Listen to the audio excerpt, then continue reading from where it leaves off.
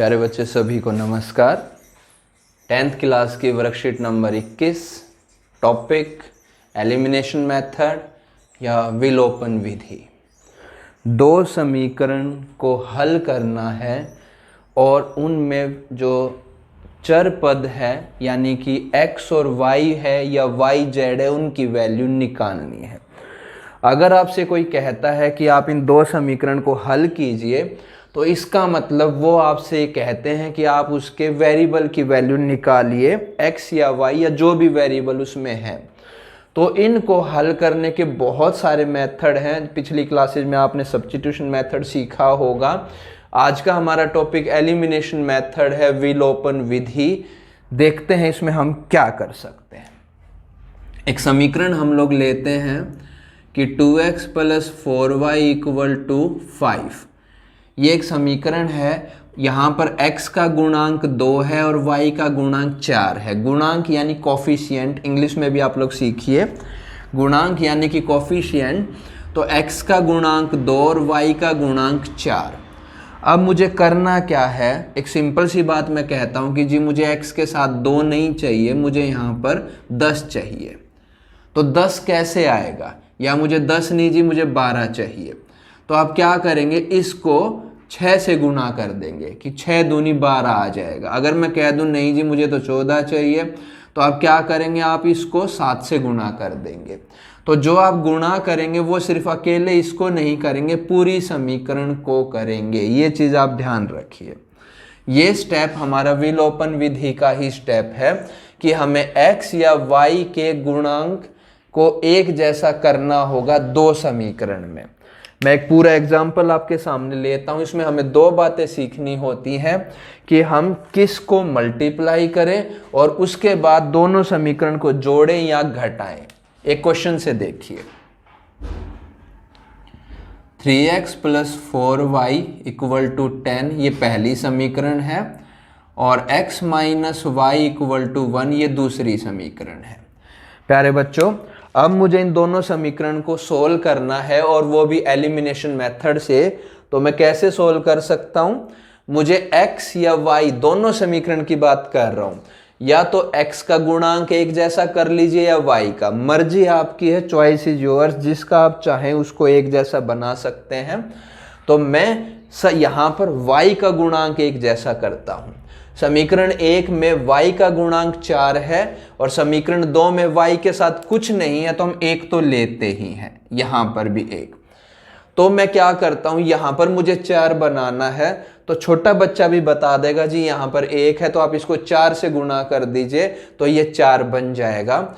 तो इसके लिए हम लिखेंगे समीकरण 1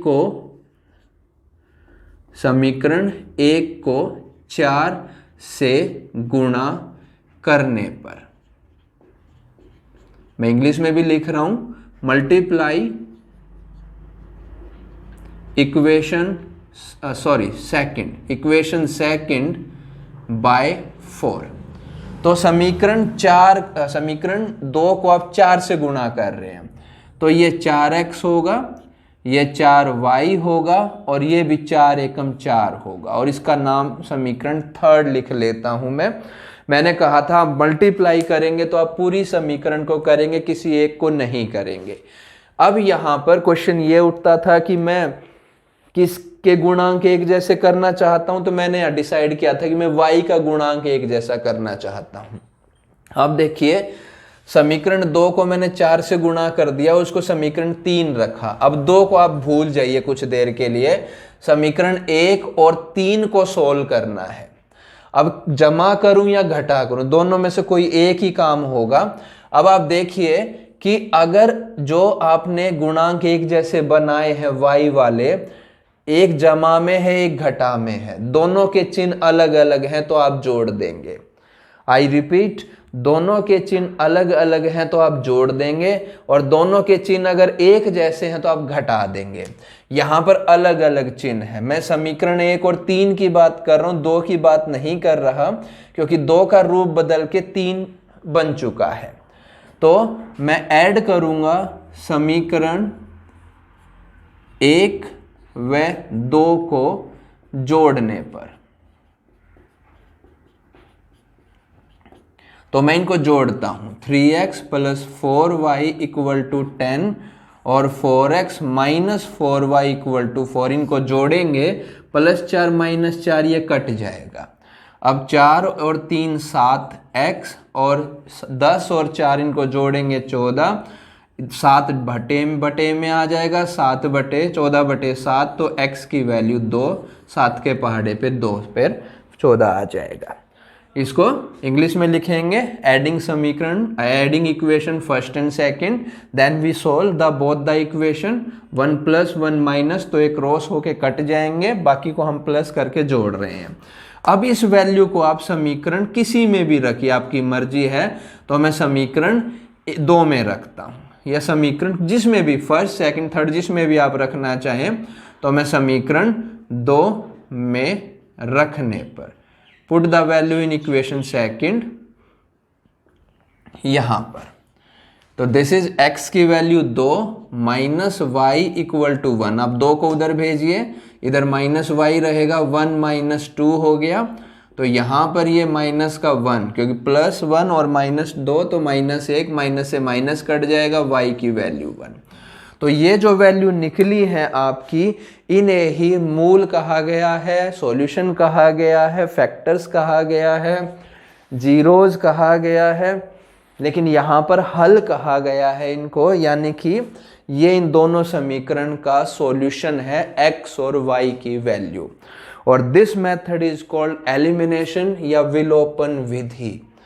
तो इसके अंदर हम क्या करते हैं, हम दोनों इक्वेशन में x वाले या y वाले कोई भी एक गुणांक एक जैसे करते हैं, फिर उन दोनों समीकरण को जोड़ते हैं या घटाते हैं। जोड़ घटा का मैंने आपको बताया कि अगर दोनों के चिन्ह सेम है तो आप घटाएंगे, और दोनों के चिन्ह अलग अलग हैं तो आप जोड़ देंगे।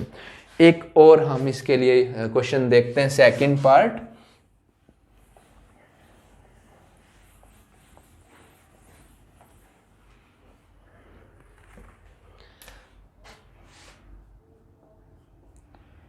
Three y minus 5z equal to 4, ये आपकी फर्स्ट इक्वेशन, और 9y minus 2z equal to 7, ये आपकी दूसरी इक्वेशन।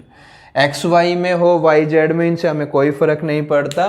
अब मैं ये पूछता हूँ आप लोगों से कि किसकी वैल्यू हम एक जैसी करें। यहाँ पर y के साथ 9 है, 3 है, यहाँ पर 9 है, दोनों 3 के पहाड़े में आते हैं। यहाँ पर -5 है, यहाँ पर -2, ये अलग अलग हैं, दोनों किसी के पहाड़े में नहीं आते।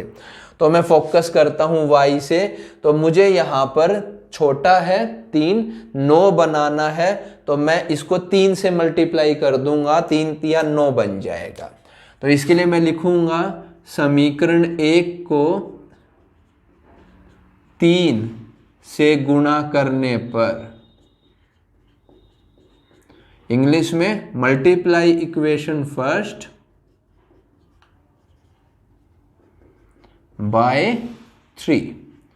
तो इसको 3 से गुणा करेंगे, 3 तिया 9 हो जाएगा, 3 पंजे 15 हो जाएगा, 3 चौके 12 हो जाएगा।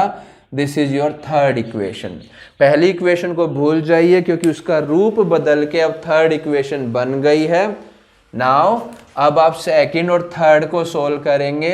ये देखिए, ये 9y, ये भी 9y, और दोनों पॉजिटिव में है, दोनों के साइन सेम है, तो हम इनको घटाएंगे। तो इसके लिए हम लिखेंगे समीकरण 2 व 3 को घटाने पर,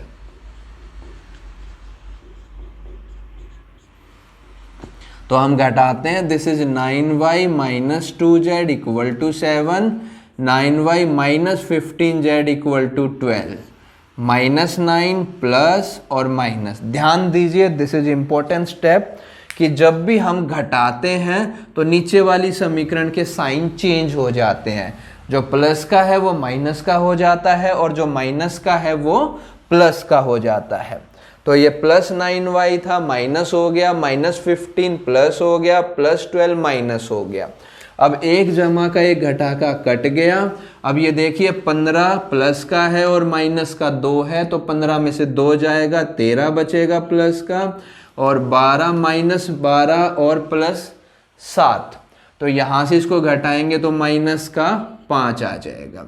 अब 13 भाग में चला गया, थोड़ा डिफिकल्ट आया है, -5/13, तो ये आपका दूसरी का z की वैल्यू। इसको हम पुट कर लीजिए फर्स्ट में, पुट इन इक्वेशन फर्स्ट। तो इंग्लिश में, हिंदी में, मैथ में इतना सब कुछ चलता है, लिखेंगे समीकरण 1 में रखने पर। तो यहाँ वैल्यू हम रखते हैं 3y - 5, z की वैल्यू -5/13 = 4। इसको हम सोल्व करेंगे तो 5 × 5 = 25, वो भी प्लस का 25/13 4। इसको आप दूसरी तरफ लेके जाइए तो 4 - 25/13, तो ये हुआ 13 चौके के 13 एलसीएम बनेगा, 13 चौके 52 - 25। तो आप 52 में से 25 घटाते हैं तो यहाँ पर 7 और यहाँ पर 2, 27/13। अब 3 डिवाइड में आएगा तो 27, 13 गुणा में इसके साथ 3 से 9 का 27 पे कट गया, 9/13 इज योर सेकंड, 9/13 आपकी y की वैल्यू है। थोड़ा सा बड़ा आ रहा है, ऐसे आते नहीं है जनरली पेपर में आएंगे तो वो छोटे ही वैल्यू आती है। तो प्यारे बच्चों, ये हमारा एलिमिनेशन मेथड का एक और थोड़ा टफ सा एग्जाम्पल। अब साथ में एक वर्ड प्रॉब्लम भी दी गई है।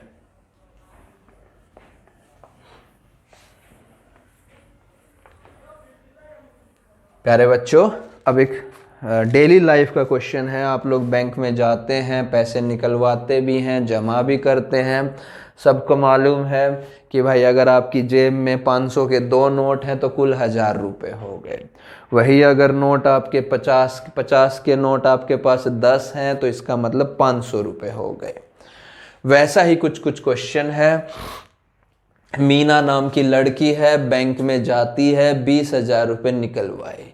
कैशियर जो पैसे देता है उसने सारा पैसा 50 रुपये में या 100 रुपये में दे दिया और कुल उसे 25 नोट दे दिए। ध्यान दीजिए, कुल 25 नोट हैं टोटल। 50 के कितने, 100 के कितने नहीं मालूम, यही निकालना है। क्वेश्चन समझ में आया? 2000 रुपये निकलवाए हैं, 50 के नोट हैं और 100 के नोट हैं। माना 50 रुपये के नोटों की संख्या, हम x ले लेते हैं, और 100 रुपये के नोटों की संख्या हम y ले लेते हैं। अब इन दोनों का टोटल जो संख्या है, कुल नोटों की संख्या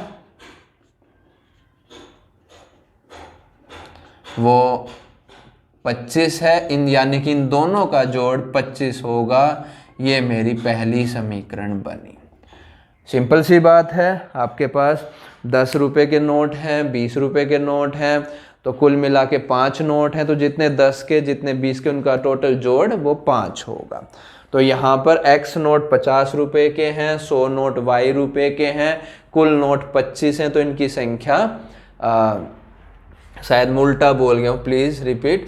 50 रुपये के x नोट है, 100 रुपये के y नोट है, इन दोनों का जोड़ 25 होगा। अब मैं वैल्यू पे आता हूँ, अमाउंट पे। कुल मूल्य कितना हुआ इनका? अब आप सोचिए कि 50 रुपये के x नोट हैं तो मूल्य हो गया 50x, क्योंकि हम मल्टीप्लाई करना सबको आता है। मेरे पास 10 रुपये के 10 नोट हैं तो कुल मूल्य मेरे पास 100 रुपये हुआ। तो यहाँ पर 50 रुपये के x नोट हैं, 50x, 100 रुपये के y नोट हैं तो 100y। इनका कुल जोड़ जो है वो 2000 रुपये होगा, क्योंकि उसकी निकलवाए उसने 2000 रुपये हैं। अब मुझे इन दोनों समीकरण को हल करना है, मर्जी आपकी है। यहाँ से 50 कॉमन लेके सोल्व कर सकते हैं, तो पहले इसको हम सोल्व ही करते हैं। जैसे ही यहाँ से 50 कॉमन लिया, x बचा, 100 में से 50 कॉमन लेंगे, 2 बचेगा। कॉमन लेने का मतलब डिवाइड होता है, बराबर 2000। 50 आप भाग में लेके जाइए, x + 2y, 2000/50 काट लीजिए, 5 चौक 20 यानी 40। x + 2y = 40। ये मेरी दूसरी समीकरण।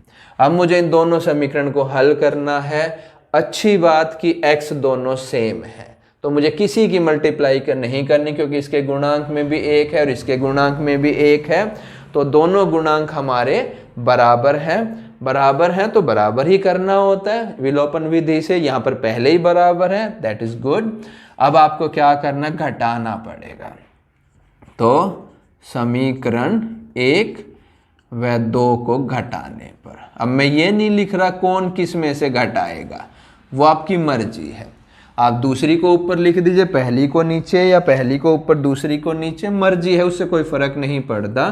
फिलहाल मैं दूसरी को ऊपर लिख रहा हूँ। x + 2y = 40 और x + y = 25। तो प्यारे बच्चों घटाते हैं, क्योंकि घटाने पर साइन बदलते हैं, ये कट गया और ये वैल्यू हमारी 2 में से 1 जाएगा तो 1y, और यहाँ पर 40 में से 25 जाएगा तो 15।